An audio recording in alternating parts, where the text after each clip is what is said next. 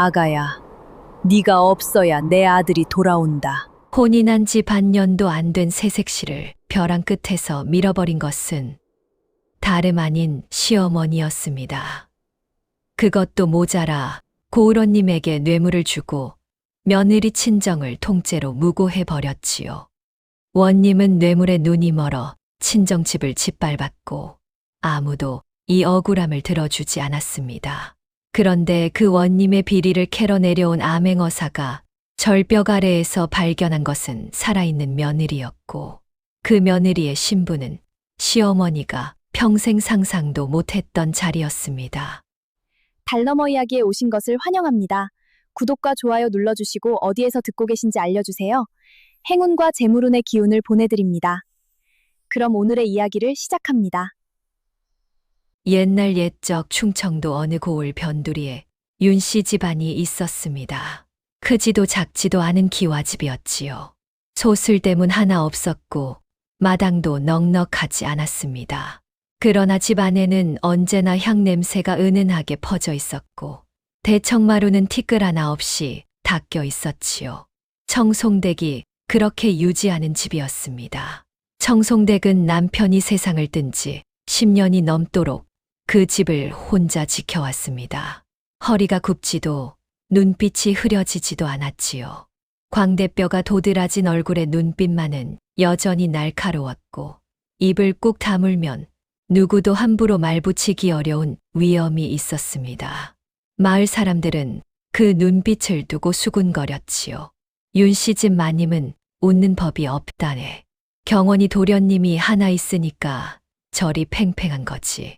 틀린 말이 아니었습니다. 청송댁에게 아들 경원은 남편이 떠난 자리를 채운 전부였지요.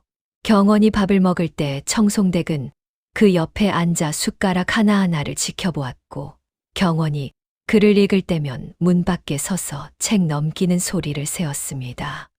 경원이 어디를 가도 청송댁의 시선은 따라갔고 경원이 무엇을 먹어도 청송댁의 손이 먼저 닿아 있었지요. 그러니 경원이 혼인을 하겠다고 했을 때 청송댁의 가슴이 얼마나 서늘해졌겠습니까? 청송댁이 점지해둔 혼처가 있었습니다.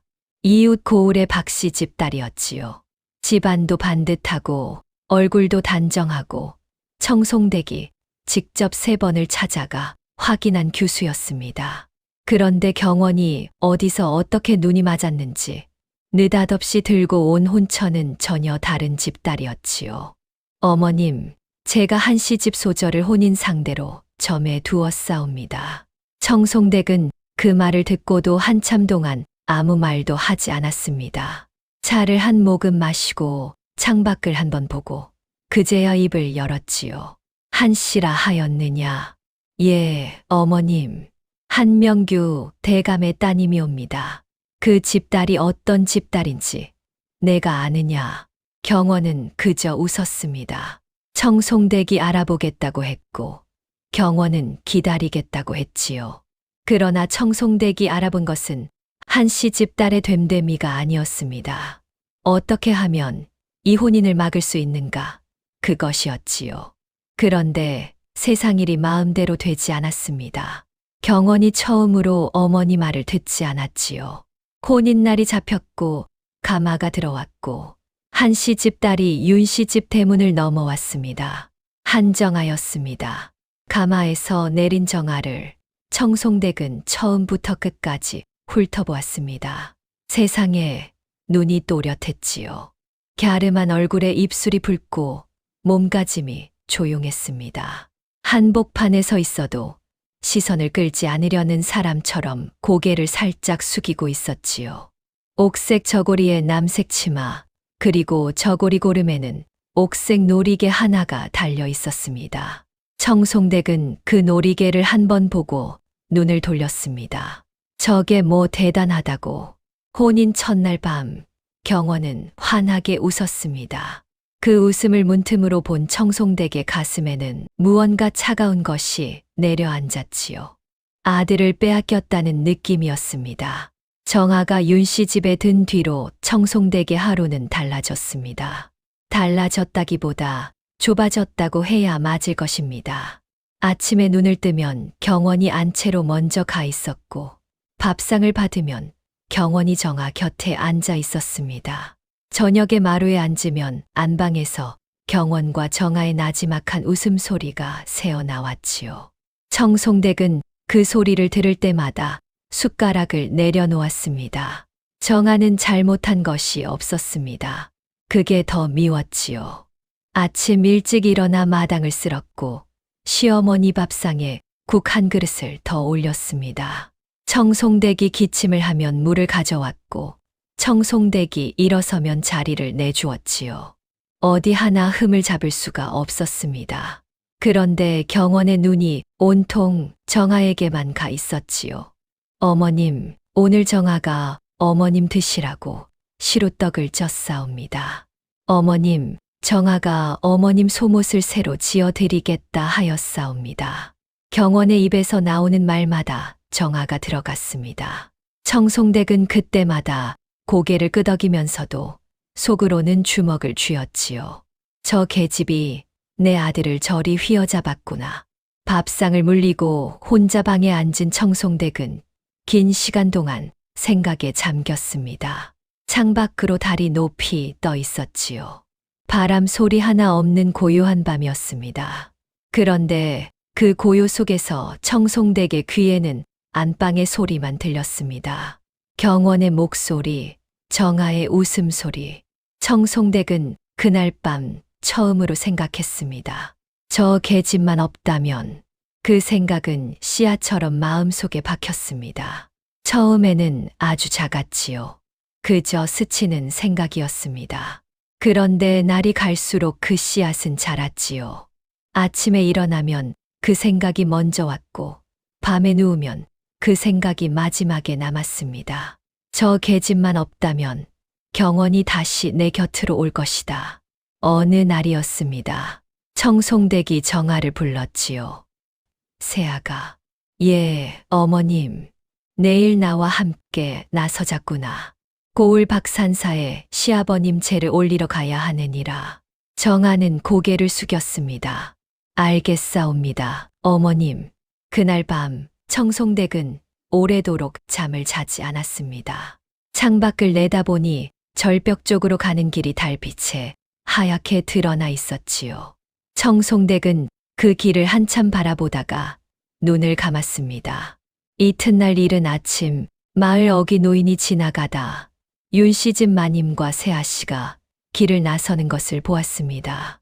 마님, 어디를 가시옵니까? 절에 다녀오는 길이오.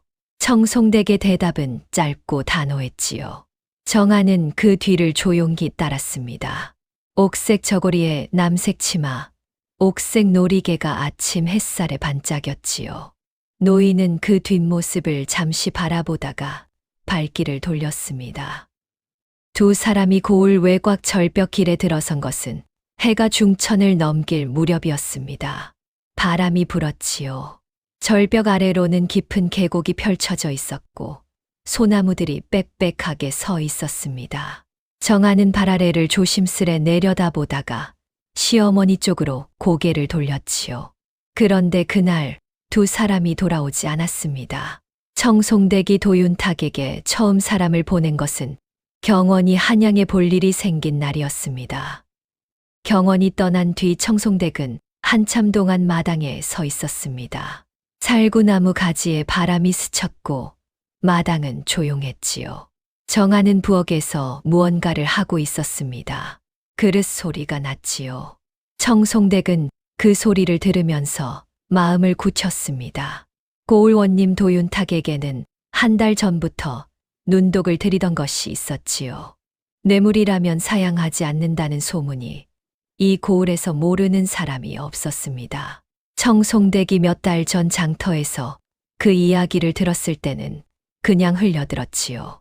그런데 이제 그 이야기가 다르게 들렸습니다. 그날 저녁 청송댁은 종을 불렀습니다. 관아에 가서 사또께 안부 인사를 드리고 싶다고 전하거라. 작은 예물을 가져가도록. 종이 알겠다는 듯 물러났지요. 청송댁은 방으로 들어가 문을 닫았습니다. 상자 하나를 꺼냈지요. 금선원 양이었습니다. 남편이 남긴 것 중 아껴두었던 것이었지요. 청송댁은 그것을 보자기에 쌌습니다. 손이 떨리지 않았습니다.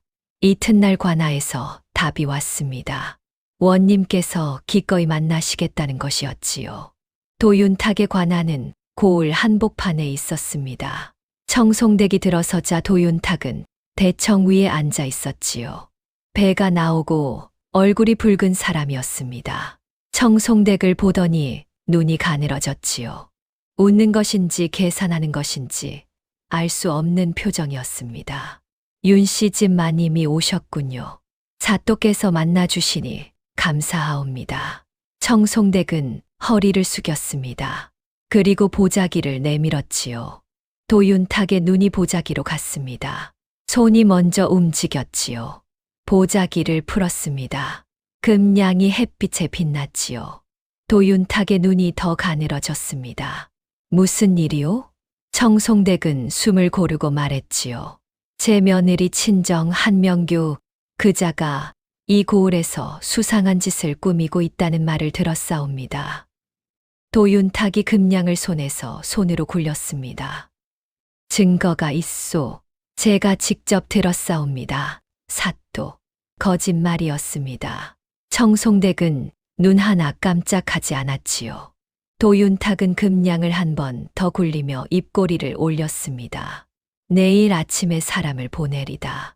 청송댁은 일어나 다시 허리를 숙였습니다. 관아 문을 나서는 발걸음이 흔들리지 않았지요. 그러나 대문 밖으로 나오는 순간 청송댁은 잠시 멈추었습니다. 하늘이 푸르렀지요. 구름 한 점 없었습니다. 청송댁은 그 하늘을 한번 올려다보다가 발길을 돌렸습니다.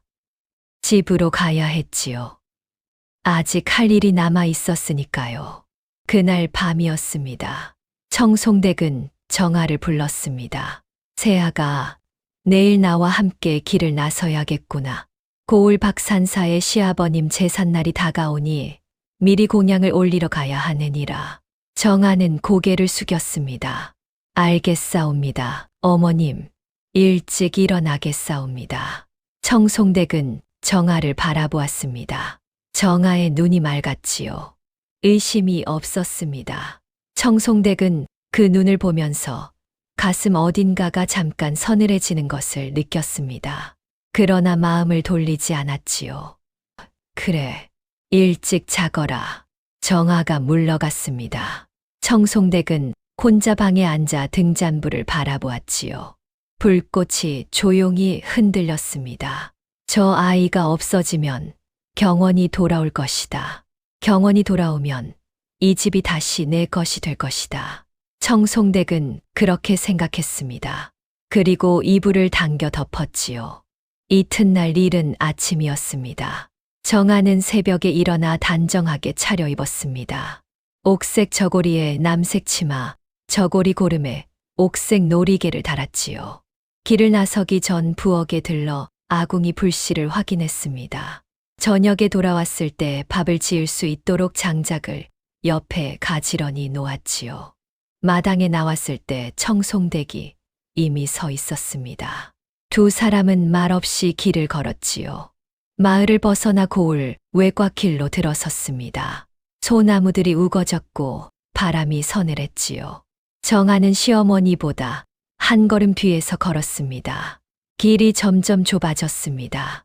어머님, 산사가 이 길로 가는 것이옵니까? 정아가 조심스레 물었지요. 청송댁은 대답하지 않았습니다. 그냥 걸었지요. 정아도 더 묻지 않았습니다. 절벽 길에 들어선 것은 해가 중천을 넘길 무렵이었습니다. 길이 갑자기 확 트였지요. 오른쪽으로 절벽이 펼쳐졌습니다. 아래로는 소나무 숲과 계곡이 있었지요. 바람이 세게 불었습니다. 정아는 치마를 손으로 잡으며 발 아래를 내려다보았지요. 깊었습니다. 어머님, 조심하소서. 바람이 강하옵니다. 정아가 시어머니 쪽으로 고개를 돌린 바로 그 순간이었습니다. 청송댁의 두 손이 정아의 등에 닿았습니다. 힘이 들어가 있었지요. 망설임이 없었습니다. 그것이 정아를 가장 놀라게 했지요. 비명을 지를 틈도 없었습니다. 발이 허공을 밟았고 몸이 앞으로 쏠렸지요. 아가야, 내가 없어야 내 아들이 돌아온다. 청송댁의 목소리가 등 뒤에서 들렸습니다. 정아의 몸이 절벽 아래로 떨어졌지요. 소나무 가지가 스쳤습니다. 한 번, 두 번, 가지가 속도를 줄였지요. 그러나 완전히 막지는 못했습니다. 계곡과 바위에 등이 닿는 순간 숨이 턱 막혔지요. 그리고 모든 것이 조용해졌습니다. 위에서는 바람 소리만 들렸습니다. 청송댁이 내려다보는 것인지 아닌지도 알 수 없었지요. 정아는 눈을 뜨려 했습니다. 눈꺼풀이 무거웠지요. 왼팔이 움직이지 않았습니다. 등이 욱신거렸습니다.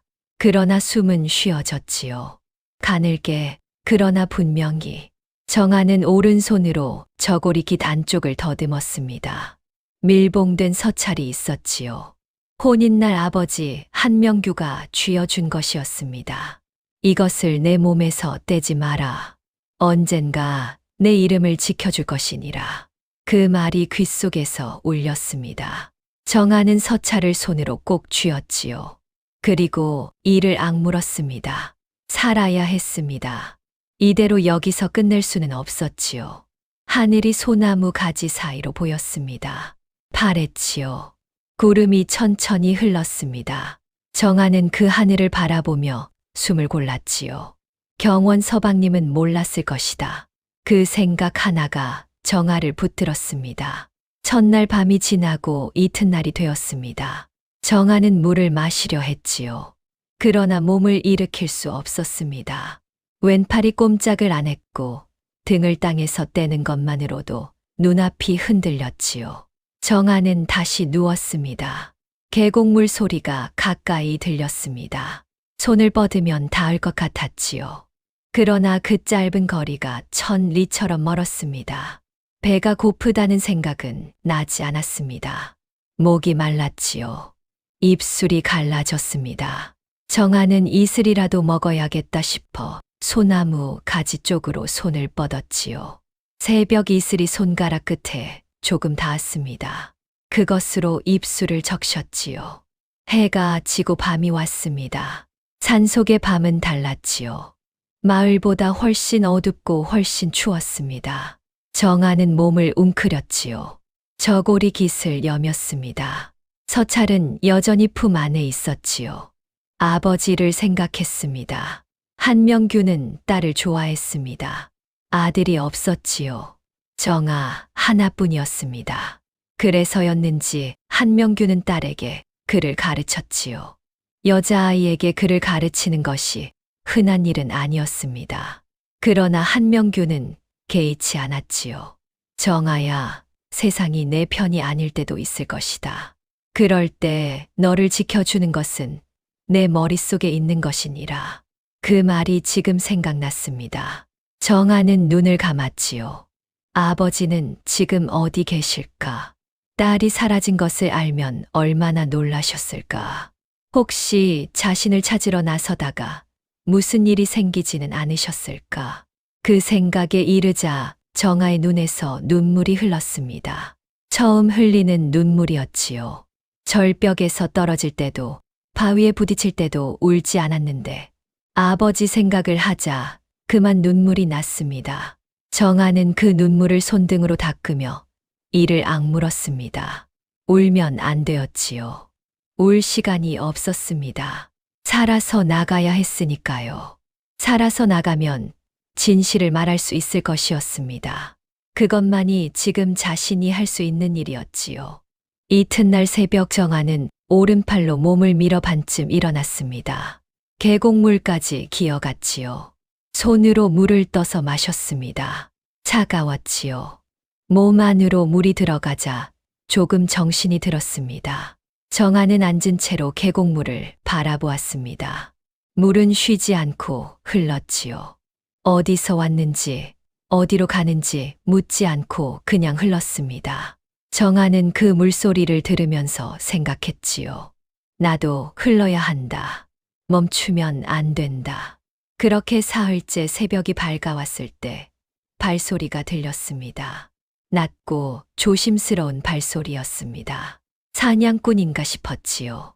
정하는 소리가 나는 쪽을 바라보았습니다. 소나무 숲 사이로 사람의 형체가 보였지요. 낡은 삼배 도포였습니다. 행색이 초라했지요. 그러나 걸음걸이가 달랐습니다. 사내가 멈추었습니다.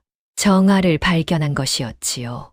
잠시 아무 말도 없었습니다. 사내가 천천히 다가왔지요. 무릎을 꿇고 정아의 얼굴을 들여다보았습니다. 숨을 확인하는 것 같았지요. 그러더니 입을 열었습니다. 살아있구나. 그 한마디였습니다. 짧고 낮은 목소리였지요. 그런데 그 말이 정아의 귀에 들어오는 순간 눈에서 눈물이 터졌습니다. 절벽에서 떨어질 때도 사흘 밤을 혼자 버틸 때도 나오지 않던 눈물이었지요. 살아있다. 누군가 그것을 알아주었습니다. 사내는 정아의 눈물을 보면서도 서두르지 않았습니다. 주위를 한번 훑었지요. 땅의 흔적을 보았습니다. 소나무 가지가 꺾인 방향을 보았지요. 옥색 놀이개가 바위 옆에 떨어져 있는 것을 집어 정아의 손에 쥐어 주었습니다. 누가 밀었소? 정아는 눈물을 닦으며 대답했지요. 시어머니이옵니다. 사내의 눈이 가늘어졌습니다. 그 눈빛 속에 무언가 단단한 것이 있었지요. 차갑지 않았지만 흔들리지도 않았습니다. 일어날 수 있겠소? 정아가 손을 내밀었습니다. 사내의 손을 잡고 몸을 일으켰습니다. 다리가 떨렸지요. 그러나 섰습니다. 서종우였습니다. 이 고을원님 도윤탁의 비리를 캐러 자맹 중인 암행어사였지요. 절벽 아래 계곡가를 지난 것은 우연이 아니었습니다. 도윤탁이 관할하는 고을 외곽을 살피는 중이었지요. 그런데 절벽 아래에서 사람을 발견한 것이었습니다. 서종우는 정아를 부축하며 걸었습니다. 아무 말도 하지 않았지요. 정아도 말하지 않았습니다. 다만 한 가지만 생각했지요. 이제 살 수 있을지도 모른다. 서종우가 정아를 데려간 곳은 고을 외곽, 빈 주막이었습니다. 마을과 떨어진 곳이었지요. 지나는 장사꾼이 가끔 들르는 곳이었는데 그날은 사람이 없었습니다. 서종우는 정아를 방 안에 눕히고 물을 데웠지요. 왼팔을 살펴보았습니다. 부러지지는 않았지만 심하게 삐었지요. 천으로 고정했습니다. 등에 멍은 약초를 찧어 붙였지요. 정아는 그 모든 것을 말없이 받았습니다.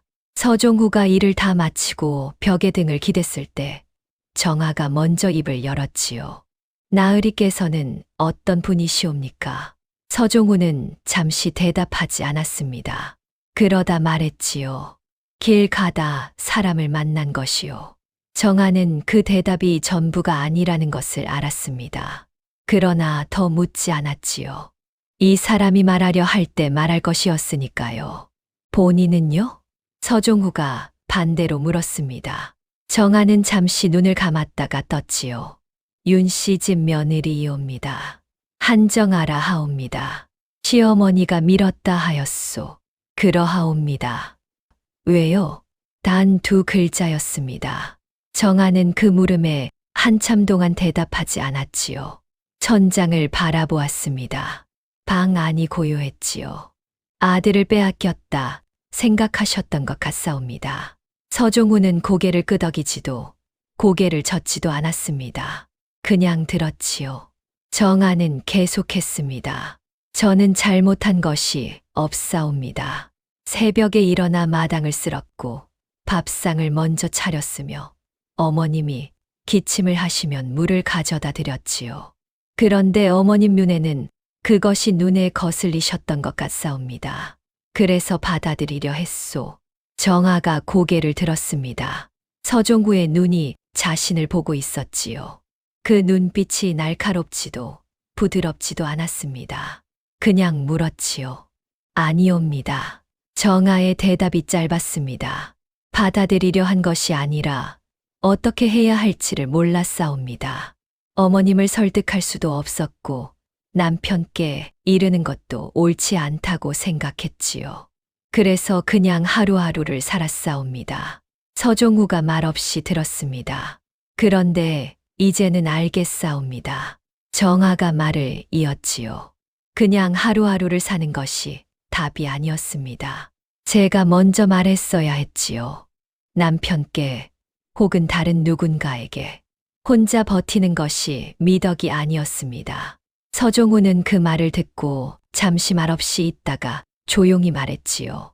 착한 자의 억울함은 반드시 하늘이 알아보는 법이요. 정아는 그 말을 들으며 눈을 감았습니다. 이튿날 아침이었습니다. 정아는 일어나 앉았지요. 왼팔이 여전히 욱신거렸지만 오른팔로 몸을 세울 수 있었습니다. 서종우는 이미 밖에 나가 있었지요. 정아는 머리를 가다듬고 저고리 깃을 여몄습니다. 서찰이 아직 품 안에 있었지요. 서종우가 들어왔습니다. 손에 무언가를 들고 있었지요. 주막 주인에게 얻어온 죽이었습니다. 드시오.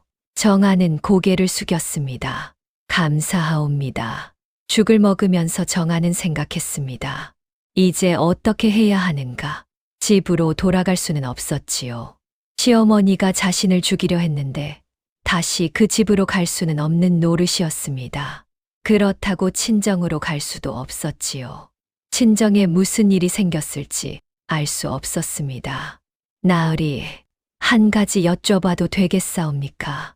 서종우가 고개를 들었습니다.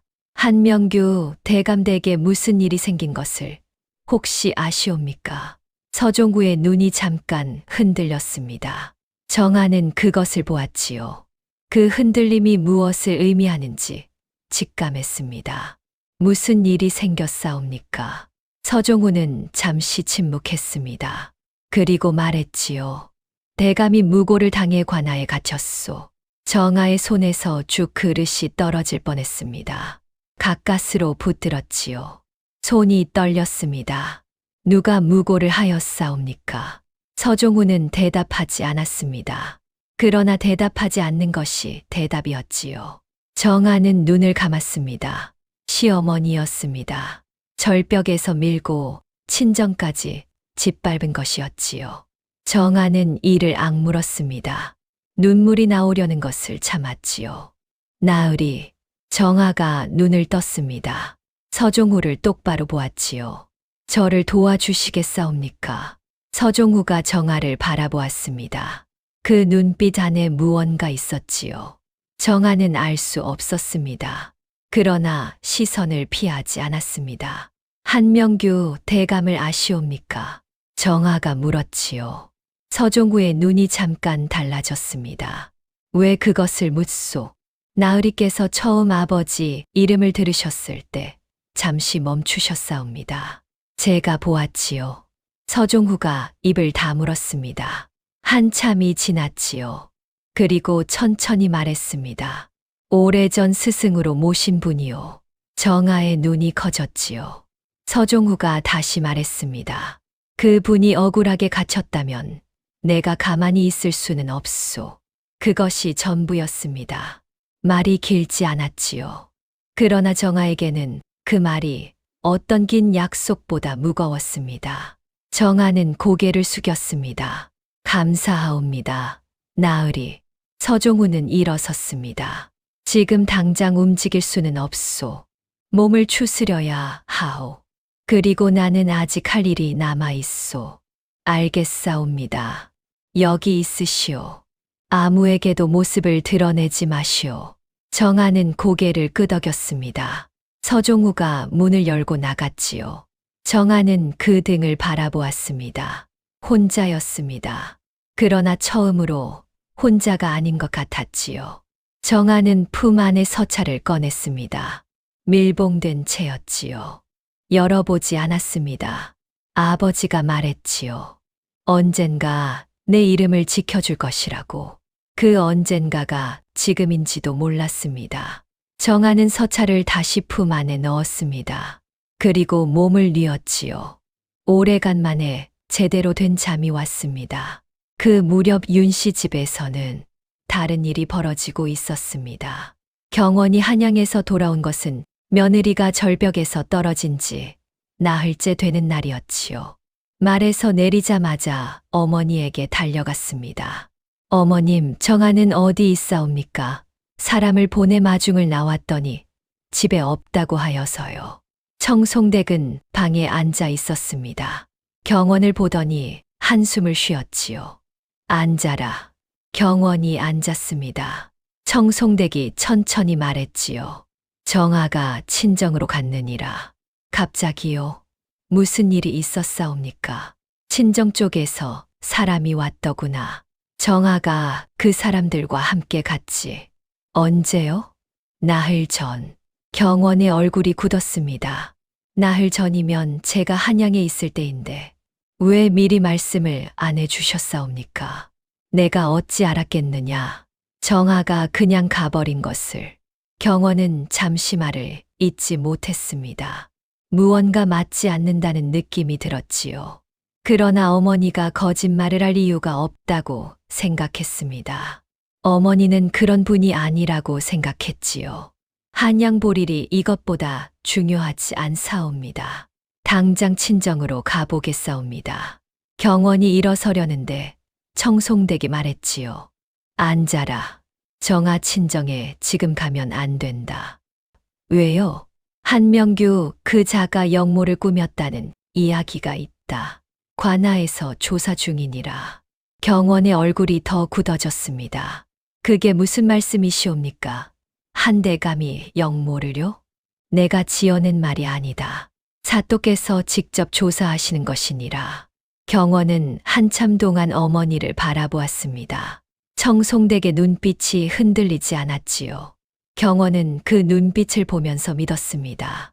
어머니가 저리 단단하게 말씀하시니 사실일 것이라고. 그것이 경원의 실수였습니다.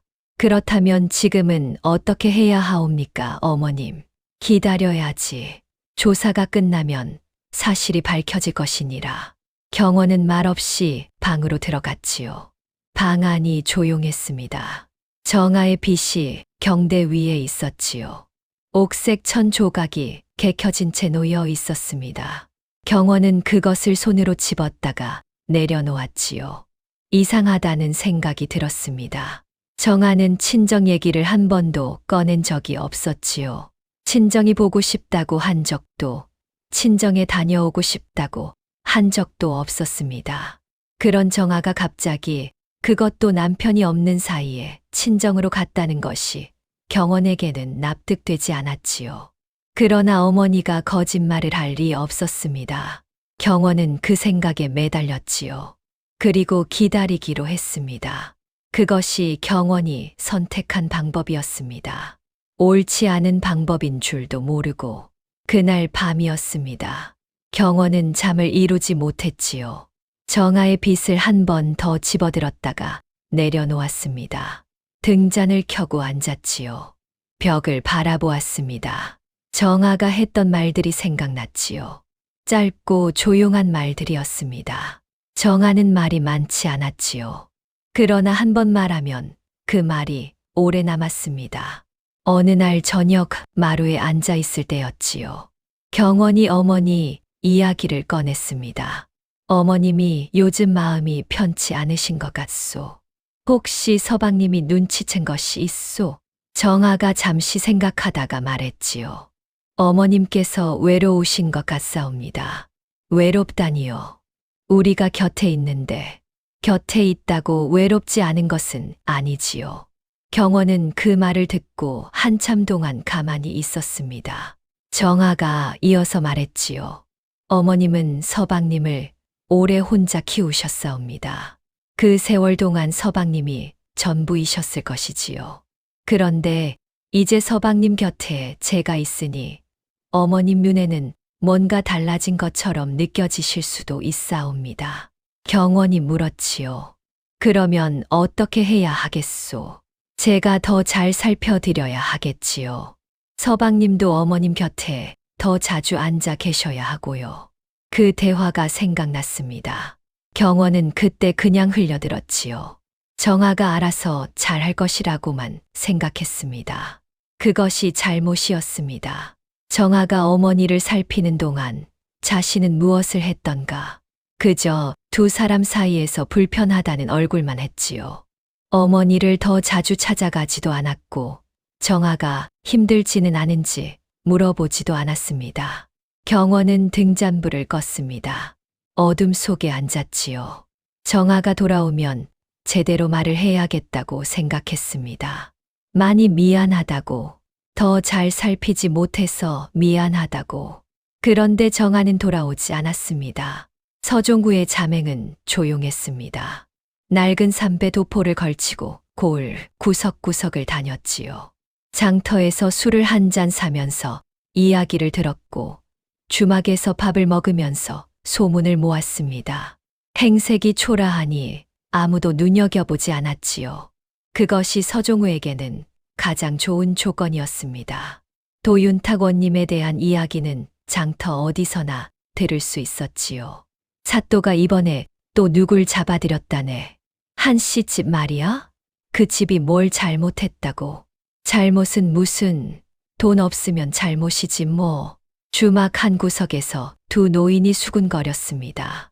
서종우는 술잔을 들고 그 옆자리에 앉았지요. 귀를 기울였습니다.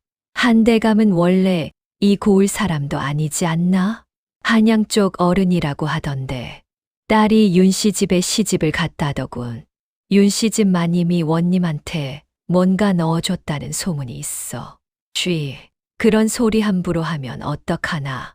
노인들이 목소리를 낮췄습니다. 서종우는 술을 한 모금 마시며 눈을 내리깔았지요. 이미 소문이 돌고 있었습니다. 그 소문이 맞다면 도윤탁은 뇌물을 받고 무고에 가담한 것이었지요. 서종우가 이 고을에 내려온 이유는 도윤탁의 세금 횡령 때문이었습니다. 그런데 이제 그것만이 아니었지요. 서종우는 자리에서 일어났습니다. 술잔을 내려놓고 천천히 걸었지요. 머릿속에서 두 가지가 맞물렸습니다. 도윤탁의 비리와 한정아의 사건이었지요. 며칠 뒤 서종우는 관아 근처를 배회했습니다. 낮에는 가까이 가지 않았지요. 밤에 담장 아래를 지나면서 안에서 나는 소리를 들었습니다. 포졸들의 말소리, 문서 넘기는 소리, 도윤탁의 목소리. 그 목소리가 두툼하고 게을렀지요. 부패한 사람의 목소리는 이상하게도 어딘가 나른한 데가 있었습니다. 서종우는 관아 장부를 봐야 했습니다. 그것이 쉽지 않았지요. 관아 안으로 들어가려면 신분을 밝혀야 했고 신분을 밝히는 순간 자맹이 끝났습니다. 아직 때가 아니었지요. 그래서 서종우는 다른 방법을 썼습니다. 관아 아전 하나가 저녁마다 장터 주막에 들렀지요. 서종우는 그 자리에 먼저 앉아 기다렸습니다. 술을 한 잔 사주었지요. 아전은 낯선 나그네가 술을 사주자 처음에는 의심했지만 두 번째 날에는 자리를 함께 했고 세 번째 날에는 스스로 옆에 앉았습니다. 어디서 오신 어른이시오? 아전이 물었지요. 한양에서 왔소. 잠깐 쉬어가는 길이오. 서종우가 웃으며 대답했습니다. 아전이 고개를 끄덕였지요. 경치야 좋지요. 그런데 살기는 좀 팍팍하오. 왜요? 원님이 못 다스리시오? 그게 아전이 목소리를 낮췄습니다. 말하기가 좀 그렇소이다. 서종우는 웃으며 술잔을 채워주었지요. 이 자리에서 한 말은 담장 밖으로 안 나가오. 걱정 마시오. 아전이 술을 한 모금 마셨습니다. 그리고 말했지요. 사또가 이번에 한대감을 잡아들인 것은 영석연찬소. 증거도 없고 증인도 없는데 갑자기 무고를 받았다고 잡아들이니 아전들 사이에서도 말이 많소. 아전들이 반대하지 않소. 반대하다가 봉변당한 사람이 있소이다. 그러니 다들 입을 다물지요. 서종우는 조용히 들었습니다. 그리고 조용히 물었지요. 장부는 어떻소? 세금은 제대로 걷지요? 아전의 눈이 흔들렸습니다. 그 흔들림이 답이었지요. 서종우는 더 묻지 않았습니다. 그날 밤 서종우는 주막으로 돌아왔습니다. 정아가 앉아서 기다리고 있었지요. 왼팔에 천을 두른 채였지만 얼굴에 혈색이 돌아와 있었습니다. 많이 좋아졌소. 서종우가 물었지요. 예, 나으리. 오른손으로 할 수 있는 일은 할 수 있게 되었사옵니다. 정아가 방 안을 가리켰습니다. 바닥이 쓸려 있었고 물이 데워져 있었지요. 서종우는 그것을 보고 잠시 바라보았지요. 무리하지 마시오. 나으리는 어떻게 되어가고 있사옵니까? 서종우가 자리에 앉으며 말했지요. 조금씩 실마리가 잡히고 있소. 아버지는 괜찮으시겠지요? 그 물음에 서종우는 바로 대답하지 않았습니다. 정아가 그것을 보고 입술을 꾹 다물었지요. 관아, 오게 계시오. 지금 당장은. 서종우가 말을 이었습니다. 그러나 대감께서는 억울하게 갇히신 것이요. 억울함은 반드시 풀리오. 정아가 눈을 감았다 떴습니다. 눈물이 나오지 않았지요. 나올 것 같았는데 나오지 않았습니다. 이미 너무 많이 울어서 눈물이 마른 것인지 아니면 이제 울 시간이 없다는 것을 몸이 아는 것인지 제가 도울 수 있는 것이 있사옵니까? 서종우가 정아를 바라보았습니다. 있소.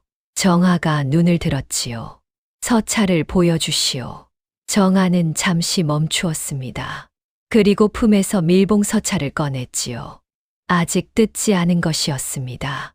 서종우에게 건넸습니다. 서종우가 서찰을 받아들었습니다. 겉면을 살폈지요. 한명규의 글씨였습니다. 한참 동안 그것을 바라보다가 말했지요. 열어봐도 되겠소. 정아가 서찰을 내밀었습니다. 서종우가 조심스럽게 뜯었지요. 펼쳤습니다. 읽었습니다. 그리고 멈추었지요. 오랫동안 읽지 않았습니다. 그냥 보고 있었지요. 정아는 그 얼굴을 보았습니다. 서종우의 눈빛이 처음으로 흔들렸지요. 나으리? 서종우가 고개를 들었습니다. 대감께서는 이것을 언제 써주셨소? 혼인날 아침이옵니다. 가마에 오르기 전에 손에 쥐어 주셨지요. 서종우가 서찰을 다시 내려다보았습니다. 그리고 천천히 말했지요. 대감께서 당신을 얼마나 아끼셨는지 알겠소. 정아는 그 말을 듣는 순간 눈이 뜨거워졌습니다. 참았지요. 참으면서 물었습니다. 서찰에 무엇이 적혀 있사옵니까? 서종우가 한 박자 쉬고 말했습니다. 당신의 신분과 만약 어려운 일이 생기면 이것을 보여주라는 당부요. 그리고 서종우가 멈추었습니다. 한명규 대감이 이 고을에 오신 것은 딸을 시집 보내기 위해서만이 아니었소. 왕실 어른께 올릴 공문을 전달하러 오셨던 것이요. 그 공문이 아직 전달되지 않은 채로 대감이 갇히신 것이요. 정아의 눈이 커졌습니다. 그 공문이 중요한 것이요. 매우. 두 사람은 잠시 말이 없었습니다. 등잔불이 조용히 흔들렸지요. 서종우가 서찰을 접어 정아에게 돌려주었습니다. 잘 간직하시오. 때가 되면 쓸 것이오. 정아는 그것을 받아 다시 품에 넣었습니다. 창밖으로 밤이 깊어가고 있었지요. 멀리서 개 짖는 소리가 들렸습니다. 그리고 그 소리가 멎으면 다시 고요해졌지요. 서종우와 정아는 그 고요 속에서 각자 다음 할 일을 생각하고 있었습니다. 한편 윤씨 집에서는 청송댁의 하루가 달라지고 있었습니다. 정아가 사라진 뒤 청송댁은 처음 며칠 동안은 마음이 가라앉는 것을 느꼈습니다. 드디어 끝났다는 생각이었지요. 경원이 돌아왔고 자신이 만들어준 이야기를 믿었습니다. 관아에서는 한명규를 잡아들였지요. 그런데 그 가라앉음이 오래가지 않았습니다. 첫 번째 이상한 일은 경원 때문이었지요. 경원이 웃지 않았습니다. 밥을 먹어도 고개를 숙인 채였고 저녁에 마루에 앉아도 말이 없었지요. 청송대기 말을 걸면 짧게 대답했습니다. 경원아, 밥은 먹었느냐? 예. 어디 아프냐? 아니옵니다. 그뿐이었지요. 경원은 방으로 들어가 문을 닫았습니다. 청송댁은 그 문을 바라보았지요. 아들을 되찾겠다는 생각이었는데 아들이 오히려 더 멀어진 것 같았습니다. 그것이 청송댁을 불편하게 했지요. 두 번째 이상한 일은 동네 사람들 때문이었습니다. 장터에 나갔을 때였지요. 청송댁이 지나가면 사람들이 모여 수군거리다가 흩어졌습니다. 눈이 마주치면 고개를 돌렸지요. 청송댁은 처음에는 그냥 넘겼습니다. 그런데 두 번, 세 번 반복되자 신경이 쓰였지요. 어느 날 반찬 가게 앞에서였습니다. 청송댁이 들어서려는데 안에서 이야기 소리가 났지요. 윤씨 집 마님이 며느리를. 그리고 청송댁이 문을 열자마자 소리가 뚝 끊겼습니다. 가게 안 여인들이 일제히 다른 곳을 보았지요. 청송댁의 가슴이 서늘해졌습니다. 소문이 돌고 있는 것이었지요. 무슨 소문인지는 몰랐습니다. 그러나 자신에 관한 것이라는 것은 알았지요. 청송댁은 반찬을 사지 않고 그냥 나왔습니다. 집으로 돌아오는 길이 평소보다 길게 느껴졌지요. 집에 들어와 방에 앉으니 손이 차가웠습니다. 청송댁은 손을 비볐지요. 따뜻해지지 않았습니다. 등잔에 불을 붙였지요. 불꽃이 떨렸습니다. 저 아이가 정말 죽었는가? 처음으로 그 물음이 들었습니다. 절벽 아래를 내려다보았을 때 소나무 가지들이 빼곡했지요. 아무 소리도 들리지 않았습니다. 그것으로 청송댁은 끝났다고 생각했지요. 그런데 지금 이 불안함은 무엇인가? 청송댁은 불꽃을 바라보며 오래 앉아 있었습니다. 창밖으로 바람이 불었지요. 살구나무 가지가 흔들렸습니다. 그 소리가 청송댁에게는 이상하게 크게 들렸지요. 마치 누군가 문을 두드리는 것 같았습니다. 청송댁은 눈을 감았습니다. 그리고 다시 떴지요. 아무것도 달라지지 않았습니다. 그러나 청송댁은 알았지요. 끝난 것이 아닐 수도 있다는 것을. 그 생각이 처음으로 든 밤이었습니다. 서종우의 자맹이 본격적으로 시작된 것은 그 이튿날부터였습니다. 도윤탁을 잡으려면 증거가 필요했지요. 소문만으로는 부족했습니다. 장부가 있어야 했고 뇌물의 흔적이 있어야 했지요. 그리고 무고에 가담한 증인도 필요했습니다. 서종우는 먼저 장터로 갔습니다. 이 고을 장터는 닷새마다 섰지요. 장날이 되면 인근 마을 사람들이 모였습니다. 서종우는 낡은 도포를 걸치고 그 사이를 돌아다녔지요. 물건을 파는 척하며 이야기를 들었습니다. 세금 이야기가 나왔지요. 올해 세금이 또 올랐다네. 뭐가 올랐어? 작년에도 올랐는데. 사또가 또 뭔가 챙기는 것이겠지. 서종우는 그 이야기를 들으며 옆자리 엿장수에게 엿 한쪽을 샀습니다. 엿장수가 잔돈을 건네며 말했지요. 나그네 어른은 어디서 오셨소? 한양에서 잠깐 내려왔소. 한양에서 여기까지 뭐 하러 오셨소? 서종우가 웃었지요. 경치 구경이요. 엿장수가 손사래를 쳤습니다. 경치 구경할 것도 없소이다. 요즘 이 고을 분위기가 좋지 않아요. 한씨집 대감이 갑자기 잡혀 들어갔지. 뭐요, 한씨집이요? 무슨 죄로요? 죄는 무슨, 관아에서 그냥 잡아간 거지요. 억울한 사람이 부지기수요. 서종우는 엿을 씹으며 그 말을 새겼지요. 그리고 천천히 물었지요. 관아 아전 중에 양심 있는 사람이 있소? 엿장수가 눈을 가늘게 했습니다. 그런 걸 왜 물으시오? 그냥 이 고을 사정이 궁금해서요. 엿장수가 잠시 주위를 살피더니 목소리를 낮췄지요. 강아전이라고 있소. 그 사람은 마음이 고든 사람이요. 그런데 사또 눈치를 보느라 말을 못하고 있지요. 서종우는 자리에서 일어났습니다. 다음 날이었습니다. 서종우는 관아 근처 국밥집에 들어갔지요. 점심때였습니다. 아전들이 밥을 먹으러 오는 시간이었지요. 서종우는 구석 자리에 앉아 국밥을 시켰습니다. 그리고 기다렸지요. 얼마 지나지 않아 아전 2명이 들어왔습니다. 그중 한 명이 몸이 작고 눈이 큰 사람이었지요. 서종우는 그가 강아전이라는 것을 직감했습니다. 두 아전이 맞은편 자리에 앉았습니다. 국밥을 시키고 낮은 목소리로 이야기를 나눴지요. 한 대감 장부 정리를 오늘도 사또가 직접 하겠다고 했어. 장부를 직접. 왜? 모르겠어. 뭔가 감추려는 것 같은데. 서종우는 국밥을 먹으면서 귀를 열었습니다. 눈은 그릇을 향해 있었지요. 강형, 이거 그냥 두면 안 되는 것 아닌가? 알지. 그런데 어떻게 해? 나만 나섰다가 나도 잡혀 들어가는 수가 있잖아.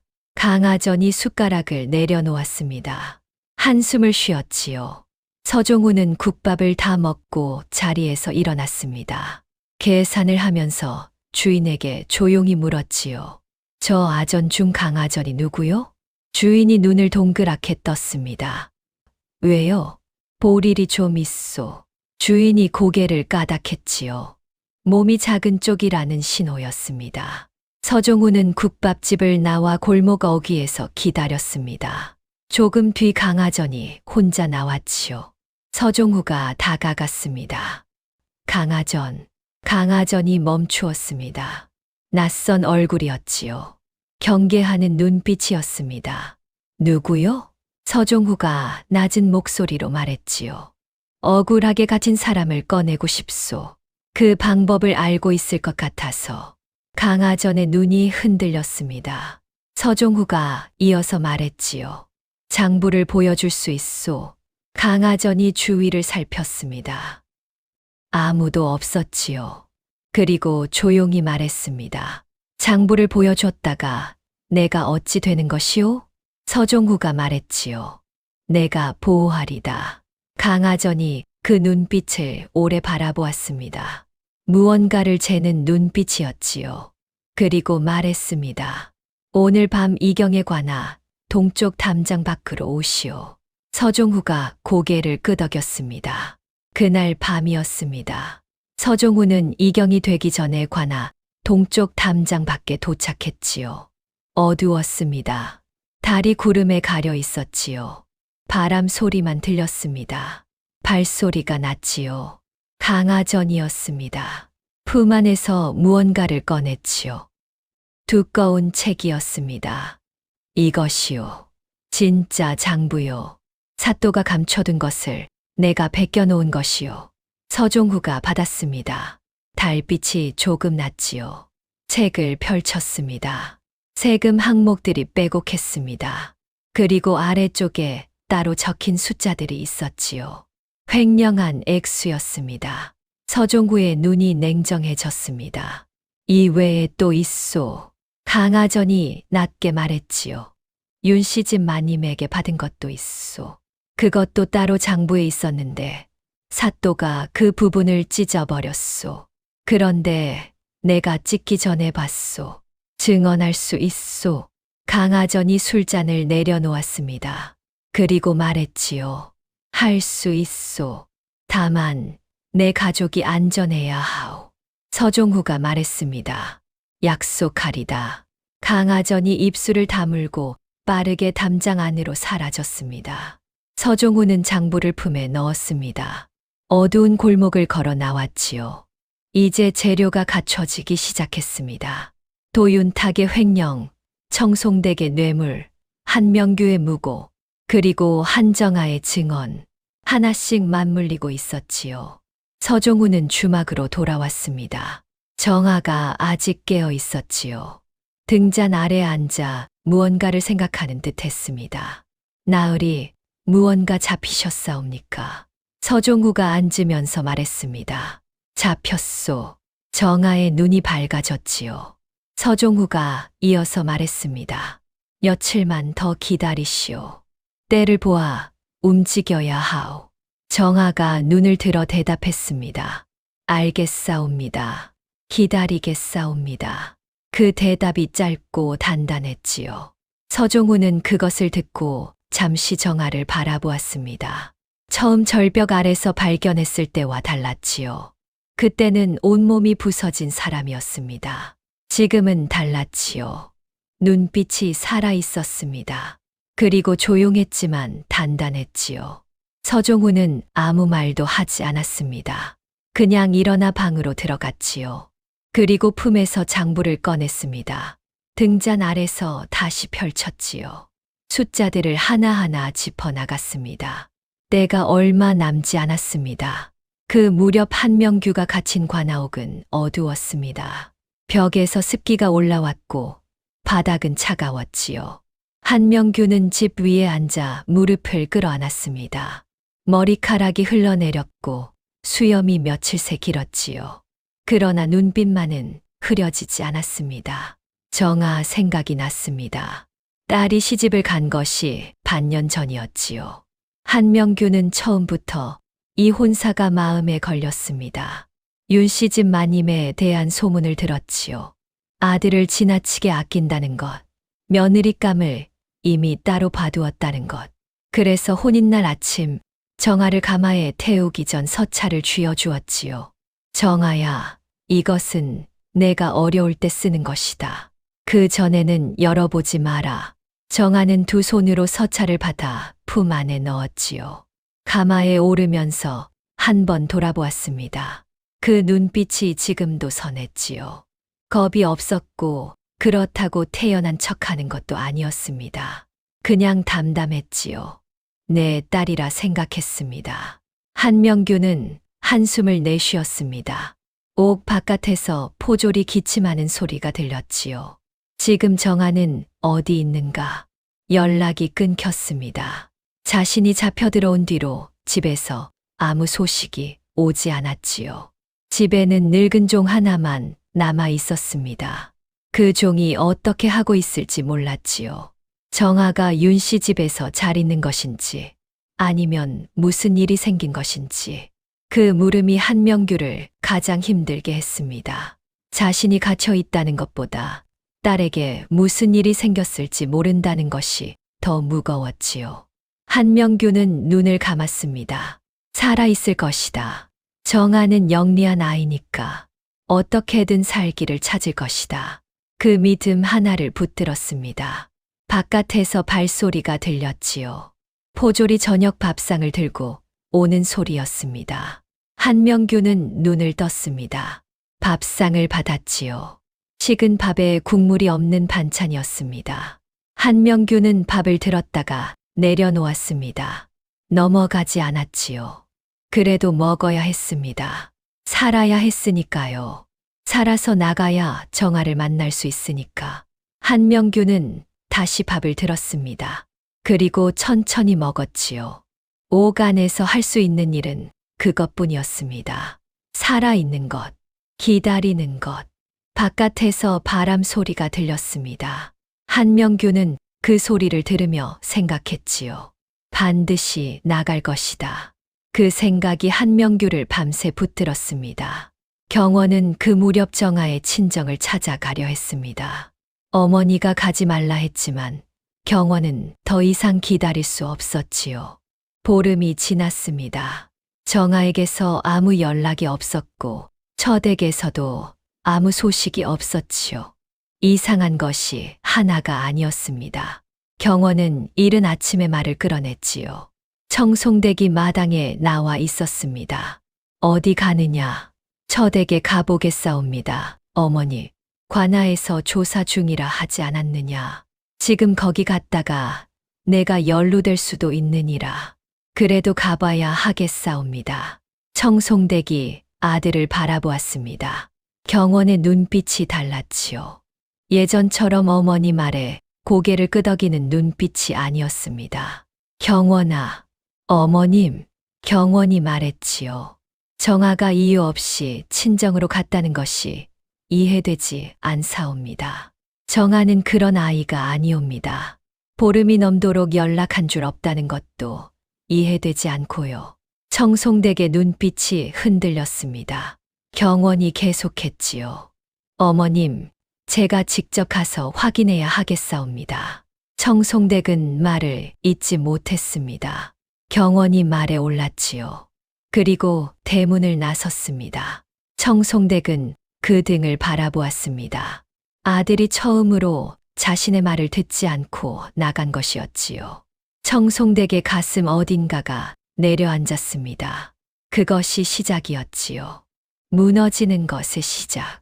경원이 한씨 친정에 도착했을 때 집은 잠겨 있었습니다. 문을 두드렸지요. 한참 뒤에야 늙은 종이 나왔습니다.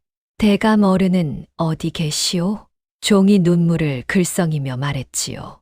관아에 잡혀가셨사옵니다. 도련님, 정아는요? 정아는 어디 있소? 종이 고개를 저었습니다. 아씨가 어디 계신지 저도 모르옵니다. 연락이 끊겼사옵니다. 경원의 얼굴이 굳었지요. 무언가가 잘못되었습니다. 크게 잘못되었지요. 경원은 말을 돌렸습니다. 집으로 돌아가야 했지요. 어머니에게 물어봐야 했습니다. 진짜로 무슨 일이 있었는지를. 그 의문이 처음으로 경원의 마음 안에 생겨난 날이었습니다. 서종우가 움직이기로 결심한 것은 자맹 열흘째 되는 날이었습니다. 장부가 있었지요. 강화전의 증언이 있었습니다. 그리고 한정아가 있었지요. 절벽에서 밀린 당사자, 살아있는 증인이었습니다. 이것이면 충분했지요. 서종우는 주막으로 돌아와 정아에게 말했습니다. 내일 움직이겠소. 정아가 눈을 들었지요. 어사출두를 하겠소. 도윤탁을 먼저 잡고 그 자리에서 청송댁의 죄도 밝히겠소. 정아가 대답했습니다. 그런데 서종우가 이어서 말했지요. 한 가지 물어봐도 되겠소. 말씀하시옵소서. 시어머니를 어떻게 하고 싶소? 정아는 한참 동안 입을 열지 않았습니다. 그 물음이 무거웠지요. 어떻게 하고 싶은가? 원망하는가? 벌을 주고 싶은가? 정아가 천천히 말했습니다. 저는 시어머니를 미워하지 않사옵니다. 서종우가 바라보았지요. 미워하지 않소. 미워할 수 없사옵니다. 어머님은 아드님을 사랑하신 것이니까요. 다만 그 사랑의 방법이 잘못된 것이지요. 서종우가 잠시 침묵했습니다. 그래도 당신을 절벽에서 밀었소. 압니다. 그것에 대한 죄는 받아야 하겠지요. 그러나 제가 원한을 품고 있다면 그것은 제 일이 아니옵니다. 법이 할 일이지요. 서종우가 오랫동안 정아를 바라보았습니다. 그리고 말했지요. 대감께서 당신을 잘 키우셨소. 정아는 그 말에 잠시 눈을 감았습니다. 아버지 생각이 났지요. 내일 준비가 되어 있겠소. 정아가 눈을 떴습니다. 되어 있사옵니다. 그날 밤이었습니다. 도윤탁은 관아 안채에서 술을 마시고 있었지요. 기분이 나쁘지 않았습니다. 세금 장부를 다시 정리했고 한명규 건은 어느 정도 마무리가 된 것 같았지요. 윤 씨 집 마님에게 받은 금량은 이미 다른 곳에 쓰였습니다. 그런데 아전이 들어왔지요.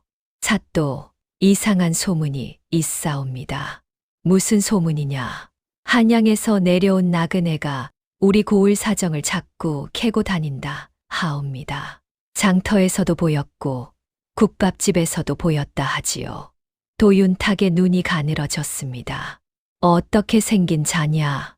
낡은 도포에 행색이 초라한 자라 하옵니다. 도윤탁이 술잔을 내려놓았지요. 생각에 잠겼습니다. 행색이 초라한 자가 고을 사정을 캔다. 딱 하나가 떠올랐습니다. 암행어사일 수 있느니라. 아전이 굳었지요. 그렇다면 어찌 하옵니까? 장부를 감춰라. 당장. 도윤탁이 벌떡 일어섰습니다. 그리고 말했지요. 한명규도 더 단단히 가둬두어라.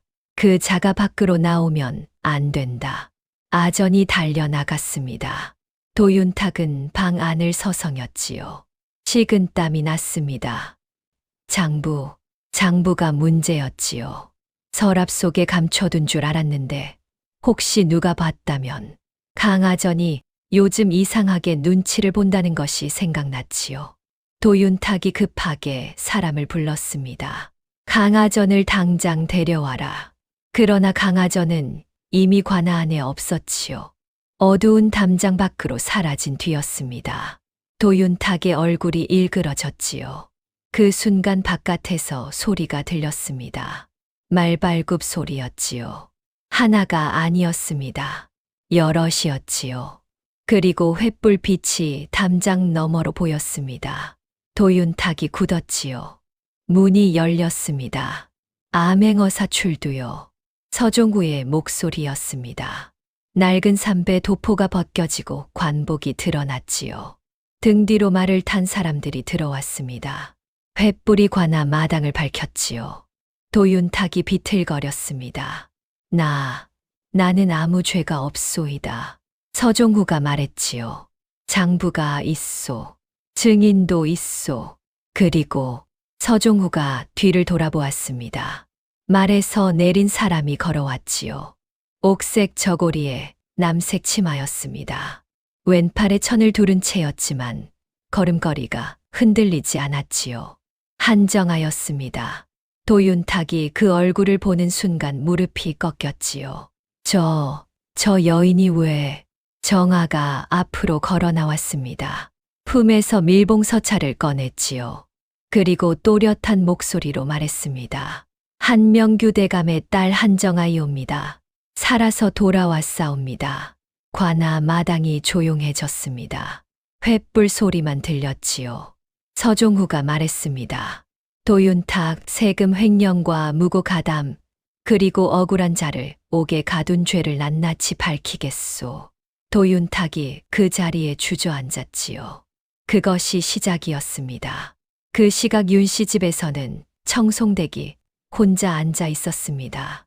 경원이 친정에 다녀온 뒤 방에 들어가 문을 닫은 지 오래였지요. 청송댁은 사랑채에 앉아 기다렸습니다. 경원이 나올 것 같았지요.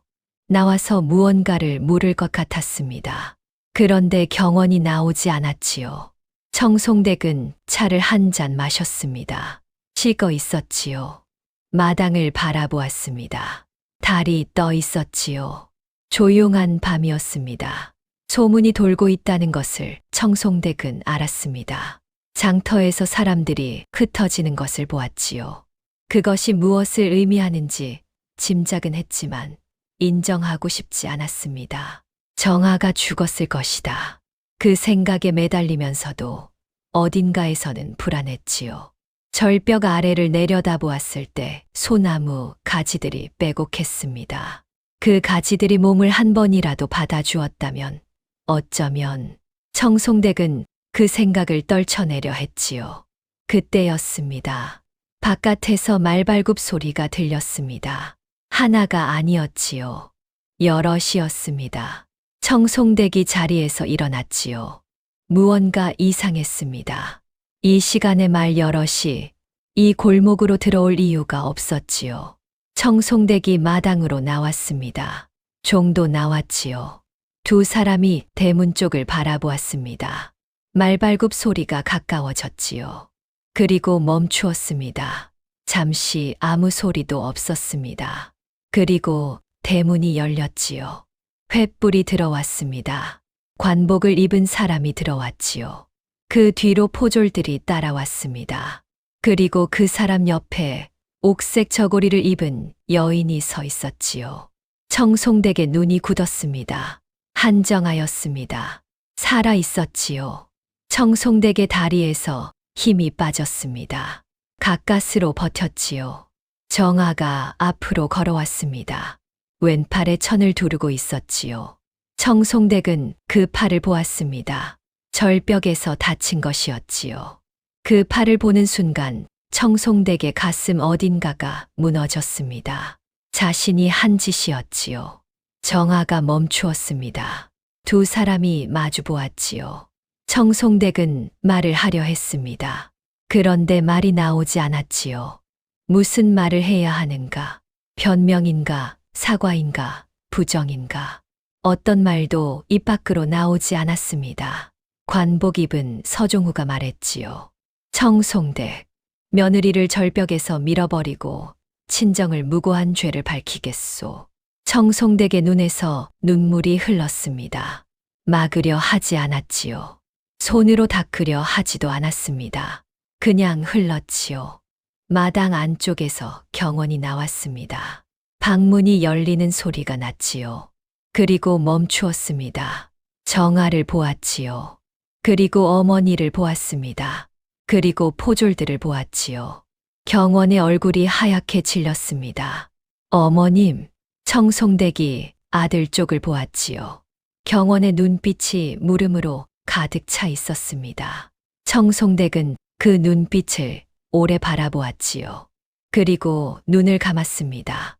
할 말이 없었습니다. 서종우가 포졸들에게 눈짓했습니다. 포졸들이 청송댁 쪽으로 다가갔지요. 청송댁은 피하지 않았습니다. 그냥 서 있었지요. 마당에 선 채로 아들을 바라보면서 경원이 앞으로 나왔습니다. 어머님, 이게 무슨 일이옵니까? 정아가 왜 저런 팔을 하고 있사옵니까? 어머님이 하신 것이옵니까? 청송댁이 입술을 움직였습니다. 그러나 말이 나오지 않았지요. 경원이 다시 물었습니다. 어머님, 대답해 주소서. 청송댁의 눈에서 눈물이 더 흘렀습니다. 아들의 눈빛이 무서웠지요. 실망이었습니다. 분노였습니다. 그리고 그 아래에 깊은 슬픔이 있었지요. 청송댁이 마침내 말했습니다. 내가 했다. 세 글자였지요. 마당이 조용해졌습니다. 경원이 무릎을 꿇었습니다. 청송댁 앞이 아니었지요. 그냥 그 자리에서 무릎이 꺾인 것이었습니다.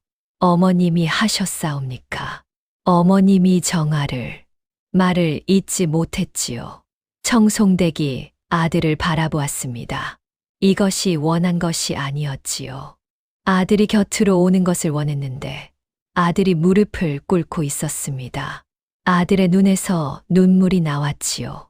청송댁이 아들의 눈물을 본 것이 얼마만인지 몰랐습니다. 그 눈물이 청송댁 때문이었지요.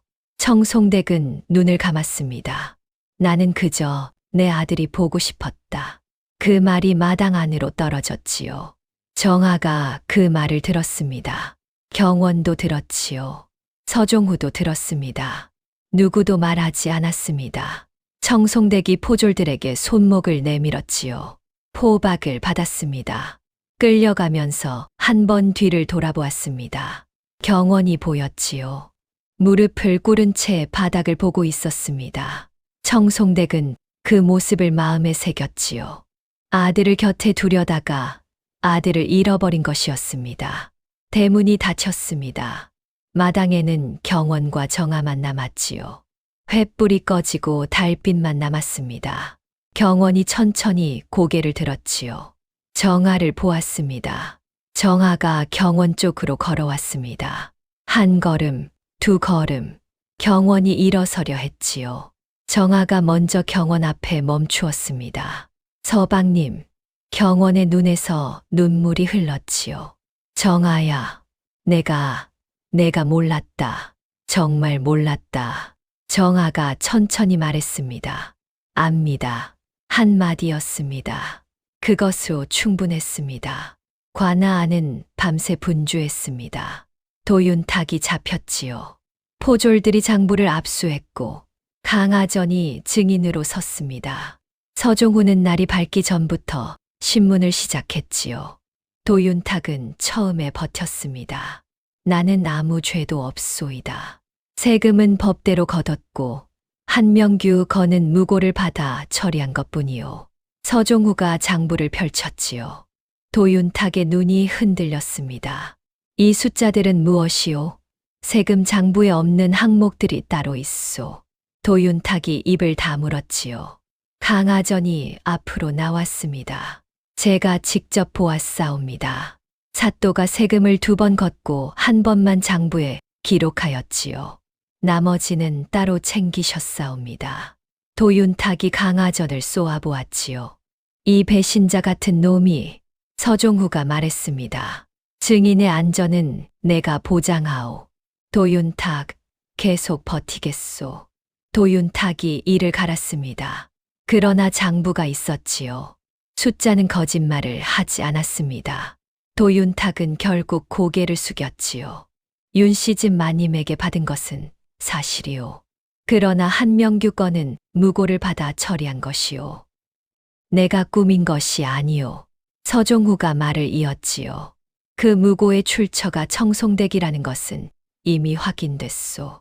당신은 뇌물을 받고 그 무고에 가담한 것이요. 날이 밝아왔습니다. 관아 마당으로 햇빛이 들어왔지요. 도윤탁은 그 햇빛 속에서 무너져 앉았습니다.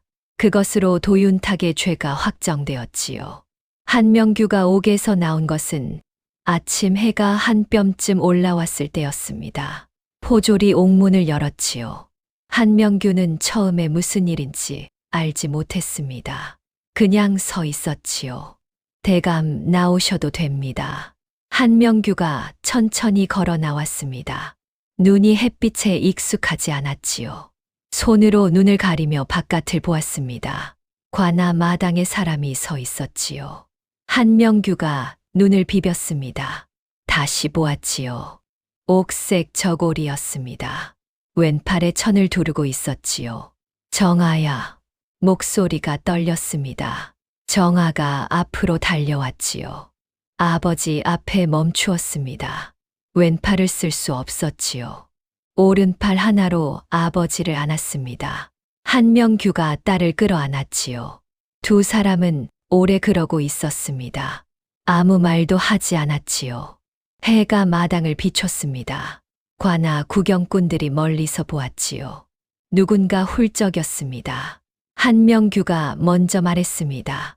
괜찮으냐? 정아가 고개를 끄덕였지요. 예, 아버지. 한명규가 딸의 왼팔을 보았습니다. 천으로 감긴 것을 보고 눈이 젖었지요. 많이 아팠겠구나. 정아가 말했습니다. 이제 괜찮사옵니다. 한명규가 딸의 머리를 쓸었습니다. 그리고 말했지요. 서찰을 잘 지켰구나. 정아가 품에서 서찰을 꺼내 아버지에게 건넸지요. 한명규가 그것을 받아 손에 꼭 쥐었습니다. 이것이 내 이름을 지켜주었느냐? 예, 아버지. 그리고 저를 구해준 분도 있었사옵니다. 정아가 서종우 쪽을 보았습니다. 서종우가 멀찌감치 서 있었지요. 한명규가 서종우를 보았습니다. 오랫동안 바라보았지요. 그리고 걸어갔습니다. 서종우가 허리를 숙였지요. 스승님, 한명규가 서종우의 손을 잡았습니다. 어떻게 된 것이냐? 서종우가 말했지요. 이 고을에 볼일이 있었사옵니다. 그러다 절벽 아래에서 따님을 만났지요. 한명규의 눈이 붉어졌습니다. 눈물이 수염 아래로 흘렀지요. 고맙다. 두 글자였습니다. 서종우가 고개를 숙였지요. 스승님이 가르쳐 주신 것을 한 것이옵니다. 그 시각 경원은 관아 마당 한쪽에 서 있었습니다. 아버지와 딸이 끌어안는 것을 보았지요. 한명규와 서종우가 손을 잡는 것을 보았습니다. 그리고 정아가 잠시 자신 쪽을 바라보는 것을 보았지요. 경원은 정아에게 다가갔습니다. 한명규가 경원을 보았지요. 경원이 한명규 앞에 무릎을 꿇었습니다. 대감 어른, 소인이 잘못했사옵니다. 정아를 지키지 못했사옵니다. 한명규가 경원을 바라보았습니다. 한참 바라보다가 말했지요. 일어나게. 경원이 일어섰습니다. 자네가 몰랐다는 것은 안다네. 그러나 몰랐던 것도 잘못이야. 경원이 고개를 숙였지요. 압니다. 대감 어른. 한명규가 정아를 보았습니다. 정아가 고개를 끄덕였지요. 아버지에게 괜찮다는 신호였습니다. 한명규가 경원에게 말했지요. 앞으로 잘하게.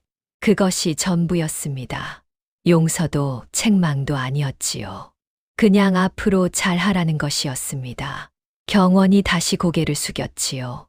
명심하게 싸웁니다. 해가 중천에 올랐습니다. 서종우가 마지막으로 관아 안을 점검했지요. 도윤탁은 포박된 채였습니다. 청송댁도 따로 갇혀 있었지요. 서종우가 청송댁이 있는 방 앞에 멈추었습니다. 문을 열지 않았지요. 그냥 밖에 서 있었습니다. 안에서 아무 소리도 들리지 않았지요. 서종우가 문을 열었습니다. 청송댁이 방 안에 앉아 있었지요. 무릎 위에 손을 올려놓고 바닥을 보고 있었습니다. 서종우가 들어오는 것을 보았지만 움직이지 않았지요. 서종우가 맞은편에 앉았습니다. 한 가지 물어보겠소. 청송댁이 고개를 들었지요. 며느리를 미는 순간 멈추고 싶지 않았소. 청송댁이 그 물음을 듣고 오래 있었습니다. 그리고 말했지요. 멈추고 싶었소. 서종우가 들었지요. 그런데 멈추지 못했소. 그 순간 내 머릿속에는 아들 생각밖에 없었으니까. 청송댁의 눈에서 눈물이 흘렀습니다. 아들을 사랑한 것이요. 그런데 그 사랑이 이 지경을 만들었지요. 서종우가 말하지 않았습니다. 청송댁이 계속했지요. 제 자식을 사랑한다 하면서 제 자식 곁에 있어야 할 사람을 없애려 했으니 그것은 사랑이 아니라 욕심이었지요. 정아가 했던 말이었습니다. 그런데 지금 청송댁의 입에서 나왔지요. 서종우가 일어섰습니다. 죄는 받아야 하오. 청송댁이 두 눈을 지그시 감았다. 열며 말했지요. 압니다. 서종우가 방을 나갔습니다. 문이 닫혔지요. 청송댁은 다시 바닥을 보았습니다. 아들 얼굴이 생각났지요. 무릎 꿇은 아들의 얼굴, 눈물 흘리는 아들의 얼굴. 그 얼굴이 청송댁이 가장 원하지 않던 얼굴이었습니다. 그런데 자신이 만든 얼굴이었지요. 청송댁은 벽을 바라보았습니다. 오래오래 정아는 그날 오후 처음으로 혼자만의 시간을 가졌습니다. 아버지가 관아 근처 여관에 짐을 풀었지요. 경원은 잠시 자리를 피해 주었습니다. 서종우는 문서 정리로 바빴지요. 정아는 여관방 안에 혼자 앉았습니다. 창밖으로 마을이 보였지요. 낮인데도 거리가 조용했습니다. 소식이 퍼진 것이겠지요. 원님이 잡혔다는 것, 윤씨 집 마님도 잡혔다는 것. 정아는 창밖을 바라보며 생각했습니다. 끝난 것인가? 이상했지요.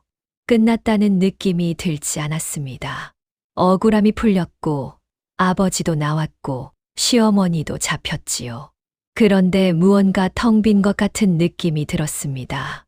왼팔이 욱신거렸습니다. 천을 다시 여미었지요.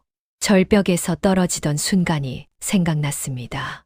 시어머니의 두 손이 등에 닿던 순간 힘이 있었지요. 망설임이 없었습니다. 그것이 지금도 가끔 꿈에 나왔지요. 깨고 나면 등이 땀에 젖어 있었습니다. 괜찮은 척했지만 괜찮지 않은 것이 있었지요. 정아는 창밖을 바라보았습니다. 그리고 시어머니가 한 말을 떠올렸지요. 나는 그저 내 아들이 보고 싶었다. 그 말이 이상하게 머릿속에 남았습니다. 미워해야 하는데 그 말 하나 때문에 미워하기가 어려웠지요. 아들이 보고 싶었다는 것. 그것은 거짓이 아니었을 것이었습니다. 잘못된 방법으로 표현한 것이었지요. 정아는 오래 생각했습니다. 제 자식을 사랑한다 하면서 제 자식 곁에 있어야 할 사람을 없애려 하셨으니 그것은 사랑이 아니라 욕심이옵니다. 그 말이 떠올랐지요. 절벽에서 떨어지고 나서 사흘째 밤에 혼자 누워 했던 생각이었습니다. 그때는 분노에서 나온 말이었지요. 그런데 지금은 달랐습니다. 분노가 아니라 그냥 사실이었지요. 사랑과 욕심의 차이. 자식을 사랑한다고 해도 그것이 옳은 방법이 아니면 사랑이 아닌 것이었습니다. 그 결과가 이 자리였지요. 아들은 어머니 때문에 무릎을 꿇었고 어머니는 아들이 원하지 않던 어머니가 되어버렸습니다. 정아는 눈을 떴습니다. 창밖에 해가 기울고 있었지요. 주황빛이 마을을 덮었습니다. 조용하고 평화로운 빛이었지요. 그 빛 아래서 정아는 한 가지를 결심했습니다. 원망을 놓아야겠다는 것이었지요. 쉬운 일이 아니었습니다.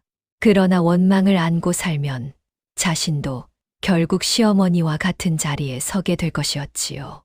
무언가를 붙들다가 놓쳐야 할 것을 놓치는 자리.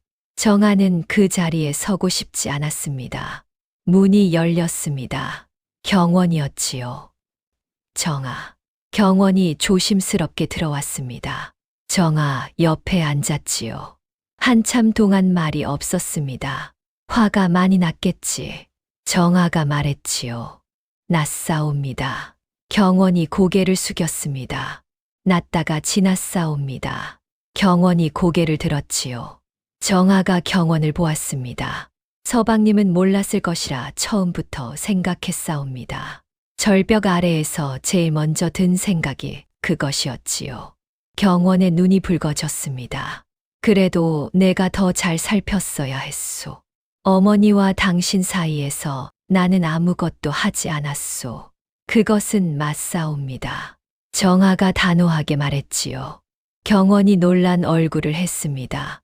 그러나 앞으로 잘하면 되지요. 정아가 이어서 말했습니다.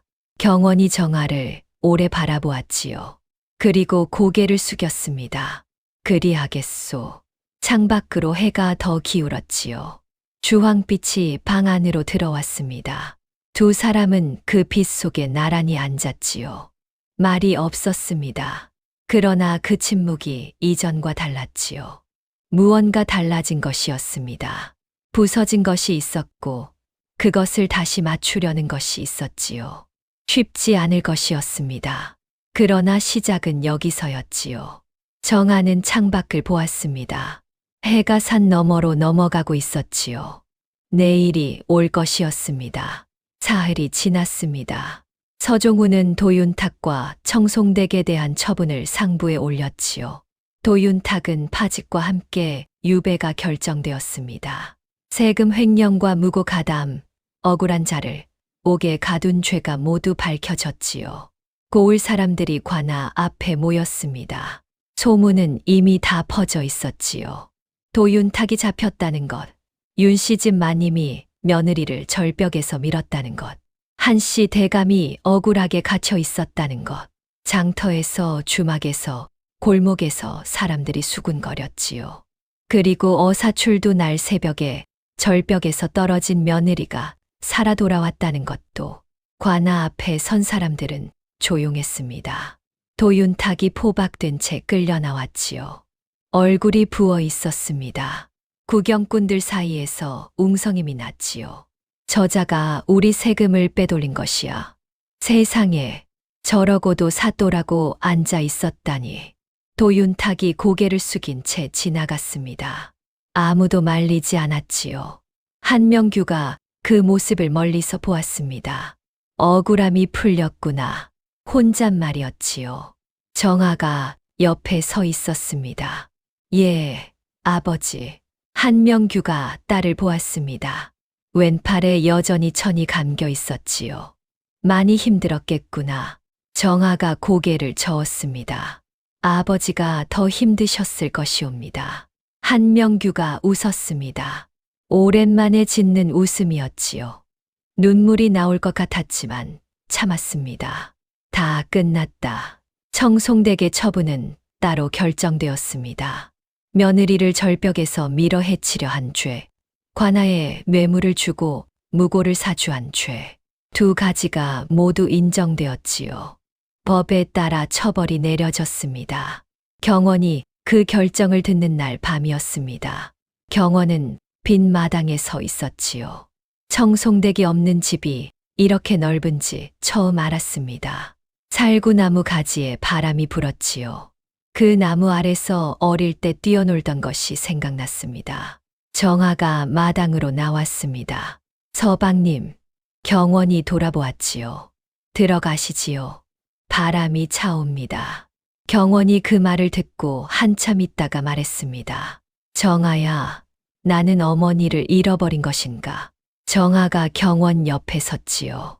살구나무를 같이 보았습니다. 잃어버린 것이 아니옵니다.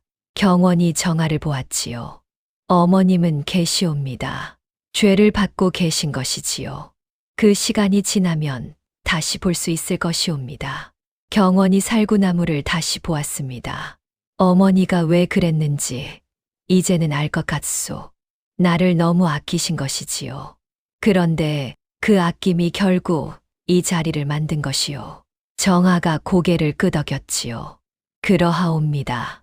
그러나 서방님은 그 아낌을 받고 여기까지 온 것이기도 하지요. 경원이 정아를 보았습니다. 어머님이 서방님을 혼자 키우신 것은 사실이옵니다. 그 세월이 있었으니 서방님이 지금 여기 있는 것이지요. 잘못된 것은 잘못된 것이지만 그 마음까지 버릴 필요는 없사옵니다. 경원이 잠시 하늘을 보았습니다. 당신은 어쩌면 이리 마음이 넓소. 정아가 말했지요. 넓은 것이 아니옵니다. 오래 생각했을 뿐이옵니다. 절벽 아래에서 사흘 동안. 그 말에 경원이 눈을 감았습니다. 눈물이 났지요. 정아가 말했습니다. 울어도 됩니다, 서방님. 경원이 고개를 들고 하늘을 보았습니다. 달이 밝았지요. 살구나무 가지 사이로 달빛이 내려왔습니다. 그리고 눈물이 흘렀지요. 정아는 그 옆에 서 있었습니다. 말없이 그것으로 충분했지요. 서종우는 떠날 채비를 했습니다. 할 일이 끝났지요. 도윤탁의 죄가 밝혀졌고 청송댁의 죄도 처분되었습니다. 한명규는 석방되었지요. 한정아는 살아 돌아왔습니다. 짐을 챙기는데 정아가 왔지요. 나으리, 가시는 것이옵니까? 서종우가 짧게 답했습니다. 갈 곳이 있소. 정아가 허리를 숙였지요. 감사하옵니다. 나으리가 아니었다면 저는 절벽 아래에서 끝났을 것이옵니다. 서종후가 말했습니다. 절벽 아래서 살아 있었던 것은 당신이요. 내가 한 것은 발견한 것뿐이요. 정아가 고개를 들었지요. 그 발견이 전부이옵니다. 서종우가 짐을 들었습니다. 그리고 걸어가다 멈추었지요. 한 가지 말해도 되겠소. 정아가 멈추어 서종우를 바라보았습니다. 당신이 절벽 아래에서 처음 한 말이 기억나오. 경원 서방님은 몰랐을 것이라고. 그 말이 당신을 살게 한 것이오. 정아가 그 말을 들었습니다. 원망이 없었던 것이 아니오. 그러나 원망보다 믿음이 먼저였지요. 그것이 당신을 버티게 한 것이오. 서종우가 다시 걸었습니다. 이번에는 멈추지 않았지요. 정아는 그 뒷모습을 바라보았습니다. 낡은 삼배 도포가 바람에 흔들렸지요. 멀어지다가 골목 모퉁이에서 사라졌습니다. 정아는 한참 그 자리에 서 있었지요. 그로부터 몇 달이 지났습니다. 한정아는 윤씨 집으로 돌아왔습니다. 마당에 살구나무가 있었지요. 봄이 왔고 가지 끝에 꽃이 피기 시작했습니다. 정아는 그 나무 아래 서서 꽃을 보았지요. 경원이 옆에 왔습니다. 꽃이 폈소. 예. 두 사람은 나란히 살구꽃을 보았습니다. 정아의 왼팔은 이제 천을 풀었지요. 아직 완전히 낫지 않았지만 쓸 수 있게 되었습니다. 아버지 한명규는 마을을 떠나기 전 정아를 안아주었지요. 그리고 말했습니다. 잘 살아. 세 글자였지요. 그 말이 전부였습니다. 정아는 그 말을 안고 이 집으로 돌아왔지요. 청송댁이 있던 자리가 비어 있었습니다. 안채 방문이 닫혀 있었지요. 경원이 그 방문을 매일 아침 한 번씩 바라보는 것을 정아는 보았습니다. 어느 날 정아가 그 방문을 열었지요. 방을 쓸었습니다. 먼지를 닦았지요. 창을 열어 바람을 들였습니다. 경원이 와서 보았지요. 왜 이 방을 청소하오? 정아가 말했습니다. 돌아오실 날이 있을 것이오니까요. 경원이 정아를 오래 바라보았습니다. 그리고 고개를 끄덕였지요. 두 사람이 함께 방을 쓸었습니다. 살구꽃이 지고 나면 열매가 맺히겠지요. 열매가 익으면 또 꽃이 필 것이고 그렇게 해가 바뀔 것입니다. 정아는 그날 마당에 서서 그 생각을 했습니다. 절벽 아래에서 하늘을 보던 그 눈으로 이번에는 꽃을 보았지요. 그때와 지금이 달랐습니다. 그러나 하늘은 같은 하늘이었지요. 살아 있었습니다. 그리고 살아가고 있었습니다. 그것이 전부였고 그것으로 충분했지요. 그날 이후로 윤 씨 집의 하루는 조용히 달라졌습니다. 경원은 아침에 일찍 일어났지요. 이전에는 정아가 먼저 일어나 마당을 쓸었는데 이제는 경원이 먼저 나왔습니다. 빗자루를 들고 마당을 쓸었지요. 처음에는 서툴렀습니다. 빗자루가 너무 세게 닿아 흙먼지가 일었지요. 정아가 나오다가 그 모습을 보고 웃었습니다. 서방님, 조금 더 가볍게 쓰셔야 하옵니다. 경원이 멈추었습니다. 이렇게 하면 돼요? 예. 쓸어내는 것이 아니라 모으는 것이옵니다. 경원이 다시 쓸었지요. 이번에는 나았습니다. 정아가 부엌으로 들어가 밥을 지었지요. 이제 왼팔을 조금씩 쓸 수 있었습니다. 아직 무거운 것은 들지 못했지만 가벼운 것은 되었지요. 밥상을 차리면서 정아는 생각했습니다. 처음 이 집에 왔을 때가 생각났지요. 새벽에 일어나 마당을 쓸고 밥을 지었습니다. 그때는 시어머니의 눈치를 보면서 했지요. 인정받으려는 것이 아니었는데 그렇게 보일까봐 걱정했습니다. 지금은 달랐지요. 그냥 했습니다. 누가 보든 보지 않든 시어머니가 있든 없든 이 집이 자신의 집이었으니까요. 이 마당이, 이 부엌이, 이 살구나무가. 정아는 밥을 뜨면서 조용히 웃었습니다. 그날 저녁 경원이 정아 옆에 앉았습니다. 아버님 생각이 나오. 정아가 물었지요. 어느 아버님이시옵니까? 경원이 잠시 있다가 말했습니다. 아버지, 돌아가신 아버지. 정아가 경원을 보았지요. 아버지가 살아계셨다면 어머니가 이 지경에 이르지 않으셨을 것 같소. 아버지가 곁에 계셨다면 어머니가 나한테 매달리지 않으셨을 테니. 정아가 말하지 않았습니다. 어머니가 외로우셨던 것이요. 그것을 내가 몰랐소. 경원이 눈을 감았지요. 알았더라면 더 자주 곁에 있었을 텐데. 정아가 말했습니다. 지금이라도 알았으니 됩니다. 서방님. 경원이 눈을 떴습니다. 정아를 보았지요. 어머니가 돌아오시면 이번에는 제대로 하겠소. 정아가 경원을 보며 말했지요. 함께 하시지요. 등잔불이 켜졌습니다. 방 안이 따뜻해졌지요. 경원과 정아는 나란히 앉았습니다. 살구나무 밖으로 별이 떴지요. 하나, 둘, 셋. 이 집에 밤이 왔습니다. 조용하고 따뜻한 밤이었지요. 착한 자의 억울함은 반드시 하늘이 알아보는 법입니다. 제 자식을 사랑한다 하면서 제 자식 곁에 있어야 할 사람을 없애려 한다면 그것은 사랑이 아니라 욕심이지요. 욕심으로 잡은 것은 결국 손가락 사이로 빠져나가고 그 자리에는 공허함만 남는 법입니다. 한정아는 그것을 절벽 아래에서 배웠습니다. 사흘 밤 동안 혼자서. 오늘의 이야기는 여기까지입니다. 이야기가 마음에 드셨다면 댓글로 따뜻한 응원 한마디 부탁드립니다. 저에게 아주 큰 힘이 된답니다. 그럼 모두 행복한 하루 보내세요. 감사합니다. 오늘 이야기는 여기까지입니다. 더 좋은 이야기를 빠르게 만나보시려면 구독과 좋아요를 눌러주세요. 다음에 또 만나요.